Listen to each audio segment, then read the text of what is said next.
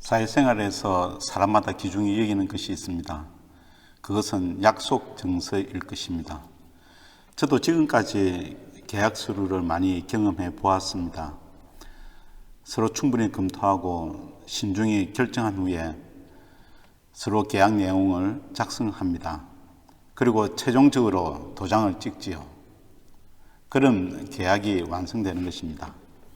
그런데 간혹 그 계약을 취소해야 할 때가 있었습니다. 물론 어쩔 수 없는 상황이었지만 계약을 취소하면 위약금을 물어야 하고 또 상대방과의 관계에 문제가 생깁니다. 그래서 깨어진 계약은 좋지 못한 기억으로 오래 남아 있습니다. 우리는 지금 아주 특별한 계약을 보고 있습니다. 하나님과의 계약입니다. 그 계약의 내용이 오늘 11장 본문의 4절 말씀에서 말씀하고 있습니다. 이 언약은 내가 너희 열조를 새 풀무 애굽 땅에서 이끌어내던 날에 그들에게 명한 것이라. 곧 내가 이르기를 너희는 나의 목소리를 청종하고 나의 모든 명령을 쫓아 행하라. 그리하면 너희는 내 백성이 되겠고 나는 너희 하나님이 되리라. 하나님께서 우리를 하나님의 백성으로 삼겠다는 언약의 내용입니다. 이때 이 백성은 자녀의 의미로도 똑같이 이해가 됩니다. 우리는 하나님의 자녀로, 우리를 하나님의 자녀로 받겠다는 언약의 내용이죠. 대부분의 사람들이 이 계약을 전혀 알지 못합니다. 심지어는 성도들도 이 계약을 잘 모르거나 중요시하지 않습니다. 계약서를 아무 곳에 던져놓고 있죠. 하나님께서 친히 우리에게 계약서를 책으로 만들어 주셨습니다. 그것이 구약과 신약으로 된 성경책입니다. 성경책은 다른 말로 표현하면 하나님의 약속 정서라고 할 수 있습니다. 우리는 진문서는 중요하게 여기지만 성경은 그렇게 중요하게 여기지 않습니다. 참 아이러니하죠. 그래서 이 계약이 몇 번 파기되고 말았습니다. 하나는 아담과 맺은 계약입니다. 아담은 여자와 함께 이 계약을 파기하고 말았지요. 그리고 모세를 통해서 주신 시내산 계약이 있었습니다. 이 계약을 남유대가 파기하고 말았습니다. 그것이 오늘 본문의 말씀입니다. 그래도 하나님께서 포기하지 아니하시고 또 새로운 계약서를 준비하셨습니다. 예레미야 31장 31절에서 이 언약을 소개하고 있습니다. 나 여호와가 말하노라. 보라, 날이 이르리니 내가 이스라엘 집과 유다 집에 새 언약을 세우리라. 이 언약이 600년 뒤에 이루어질 십자가의 언약이었습니다. 이 십자가 계약서에 저와 여러분이 도장을 찍고 오늘 이 자리에 앉아 있는 것입니다. 하나님께서 새 언약을 맺기 위해서 얼마나 준비하셨는지, 그리고 또 얼마나 큰 희생을 치르셨는지요. 독생자를 아끼지 아니하시고 십자가의 죽으심으로 새 언약을 만드셨던 것입니다. 참으로 인간으로서는 도저히 상상할 수 없고 이해할 수 없는 일입니다. 너무나 큰 사건이어서 그럴까요? 사람들이 믿지 않았습니다. 성경책을 던져버리고 거의 무시하면서 하나님께 등을 돌리고 세상 일에만 몰두하며 살아갑니다. 여러분, 이제는 이 이상 새로운 언약은 결코 없습니다. 마지막 언약입니다. 이 언약마저 저버린다면 무슨 심판만 있을 뿐입니다. 다행히도 저와 여러분은 그 은혜를 깨닫고 믿게 되어서 오늘 이렇게 예배하고 있는 것입니다. 그 언약에 동참하고 있는 것입니다. 오늘 이 자리에 참석한 여러분들을 축복합니다. 이제 우리가 해야 할 일이 있습니다. 이제 우리는 이 새 언약을 붙들고 살아가는 일입니다. 남유대와 같이 이 언약을 저버리는 일이 없도록 해야 합니다. 그리고 하나님의 큰 희생과 그 은혜로 주셨기 때문에 우리 또한 그 은혜에 보답하며 합당하게 살아가야 합니다. 이것이 구원받은 성도의 본분이지 않겠습니까? 이제는 내 자신이 이스라엘과 남유대와 같이 멸망당하는 일이 결코 있어서는 안 될 것입니다. 그러면 어떻게 우리는 하나님의 언약을 잘 붙들 수 있습니까? 잘 지킬 수 있습니까? 하나님께서 새 언약을 이행할 수 있는 방법을 우리에게 말씀해 주셨습니다. 그래서 저는 오늘 우리에게 주신 하나님의 계약서를 잊지 않고 충실히 이루기 위해서 우리가 무엇을 해야 하는지를 알기를 원합니다. 먼저 하나님의 말씀을 청종함으로써 우리는 언약을 이행할 수 있습니다. 오늘 본문 말씀 7절에 내가 너희 열조를 애굽 땅에서 인도하여 낸 날부터 오늘까지 간절히 경계하며 부지런히 경계하기를 너희는 내 목소리를 청종하라 하였으니, 하나님께서 시내산에서 이스라엘과 언약을 맺은 후에 하나님의 말씀에 청종하라 하셨습니다. 계약서를 잘 이행하기 위해서 다른 어려운 조건이 있는 것이 아니고 단지 성경의 하나님의 말씀을 잘 청종하라는 것입니다. 참 쉽습니다. 그런데 8절에서 보면은 그들이 청종치 아니하며 귀를 기울이지도 아니하고,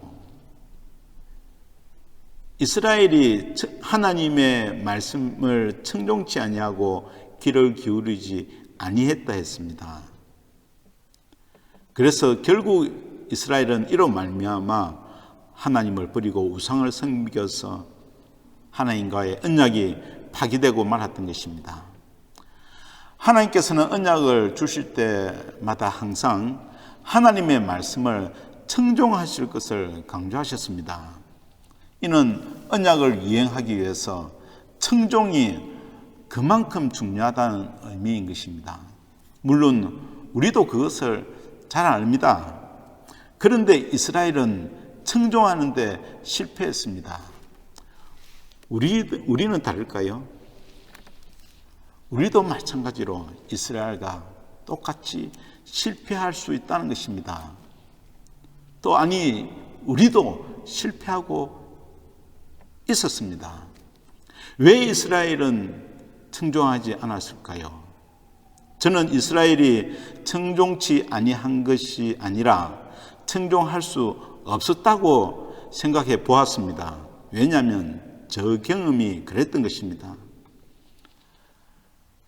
예레미야 시대 남유대는 애굽에서 이끌어내신 하나님의 영광과 이적을 전혀 경험할 수 없었습니다. 그나마 그들은 예루살렘 성전이 있었지만은 그 속에도 우상으로 가득 물들어 있었습니다. 그리고 몇몇 선지자와 제사장들을 제외하고는 참 헛물 많고 타락한 지도자들 뿐이었습니다. 그러니 남유대가 하나님의 말씀을 청종할 수 없었던 것이지요.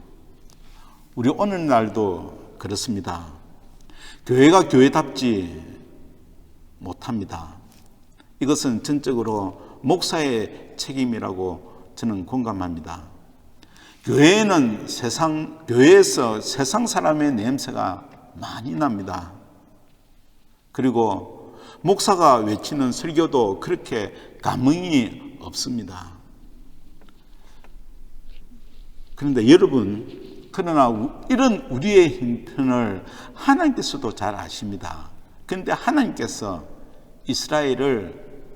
그들을 두둔한 것이 아니라 이스라엘이 청종치 아니했다라고 말씀하셨습니다. 선지자부터 제사장까지 모두 타락했지만은 이스라엘 백성들도 똑같이 그들과 함께 심판을 받았던 것입니다. 이것은 이스라엘 백성도 똑같이 책임이 있다는 것이지요. 그러면 우리는 어떻게 청종합니까? 청종하라의 선포적인 하나님의 명령이 있습니다. 신명기 6장 4절 말씀입니다. 이스라엘아 들으라, 우리 하나님 여호와는 오직 하나이신 여호와시니. 가나안을 눈앞에 두고 모세는 마지막 설교를 이렇게 했던 것입니다. 그때 모든 이스라엘 앞에서 쉐마 이스라엘라고 외쳤던 것입니다. 쉐마는 청종하라는 것입니다. 모세가 쉐마 이스라엘이라고 선포한 후에 이런 말씀을 합니다. 너는 마음을 다하고 성품을 다하고 힘을 다하여서 내 하나님 여호와를 사랑하라. 이것이 쉐마의 진정한 의미인 것입니다. 쉐마는 단순히 듣는 것이 아니라 마음을 다하고 성품을 다하고 힘을 다하여서 사랑하는 것입니다. 이와 같이 청종은, 쉐마는 마음을 다하고 사랑하는 마음에서 나오는 것입니다. 마치 아이가 옹알거리는 말을 이해하려고 노력하는 어머니의 마음과 같습니다. 이렇게 해서 청종은 곧바로 복종으로 이어집니다. 그래서 성경에서는 쉐마를 복종의 의미로서 같이 사용하고 있는 것입니다. 시내산 언약은 우리 마음을 원하시는 하나님의 간절한 바람입니다. 마치 하나님의 마음을 얻으려는 부모의 마음과 같습니다. 이 7절에 오늘 말씀에 보면은 내가 너희 열조를 애굽 땅에서 인도하여 낸 날부터 오늘까지 간절히 경계하며 부지런히 경계하기를 너희는 내 목소리를 청종하라.